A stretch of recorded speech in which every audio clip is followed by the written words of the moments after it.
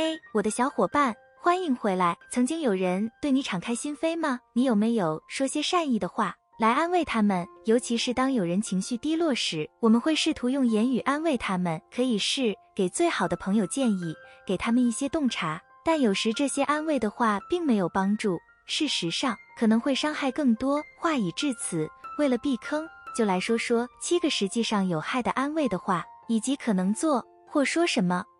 没关系，你会克服的。当有人伤心或受伤时，我们希望用谈论未来让他们感觉好一点，这可以理解。也许想让他们知道他们会继续向前，战胜他们的感情。但当有人敞开心扉时，不能只告诉他们要向前看。根据临床心理学家弗里德曼博士的说法，告诉对方继续生活只会适得其反，因为这只会抑制他们的感受，而不会真正处理他们。这将使他们坚持这些负面情绪，这些情绪可能会在未来卷土重来。相反，试着说你有权利那样感觉，或者你的感觉是合理的，他们会有时间和空间来处理这些情绪。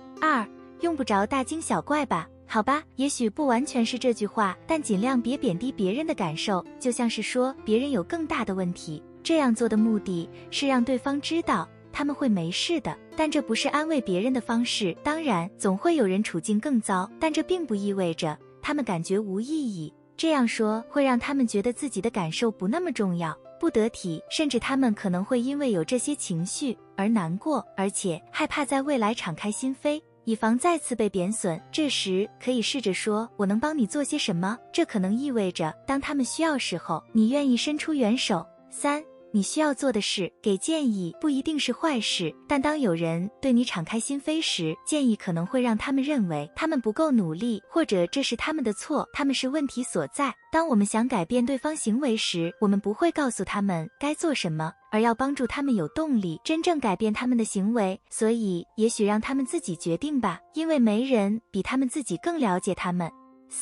你知道，我也经历过同样的事情。有时候，当别人对你敞开心扉时，你也想给他们讲个故事，表明能理解他们，但这并不能安慰他们，这是种避免与他们交谈的方式，并会导致最小化他们的感受，这也会导致消极的积极情绪，并可能阻止他们在处理情绪时寻求帮助。因为你不需要这样做，告诉他们类似的故事会让他们失去理智，阻止表达自己的感受。每个人处理事情的方式都不同，尽量不要把它变成你自己的事。万事皆有因。在某些情况下，这句话可能有效，但当有人钻牛角尖时，就行不通了。听到这些，会让他们觉得所经历的一切都是有意义的，但事实并非如此，至少不是一直如此。根据精神病学教授贝尔特曼博士的说法，这句话可以鼓励希望，而且也会产生过度积极乐观。积极是好态度，但应该在适当时候用。沮丧的时候可能会令人困惑，但你可以只说，我希望我有恰当的话，言之有理，但我没有。至少你还有份工作。当我们安慰别人时，试图通过强调他们生活中美好经历来消除他们的痛苦，但这样做就最小化了他们的经历，使他们的痛苦经历不作数。这甚至可能让他们觉得自己对生活中美好事物不感恩。可以试着说，我不知道说什么，但你敞开心扉很勇敢哦。我知道你在经历什么。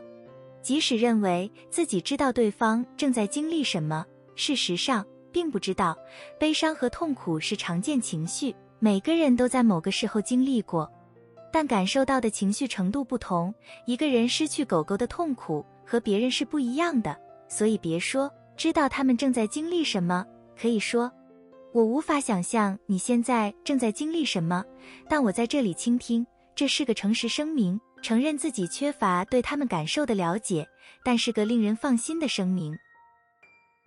虽然不了解，但你会一直在他们身边。结论，有时候同理心不是我们说的，但只要和他们在一起就足够了。有时这可能只是意味着和他们安静地坐着，或者只是一起散步。不管是什么，只要试着练习积极倾听就好。小伙伴们想看关于积极倾听的影片吗？如果想，在下面评论区留言吧。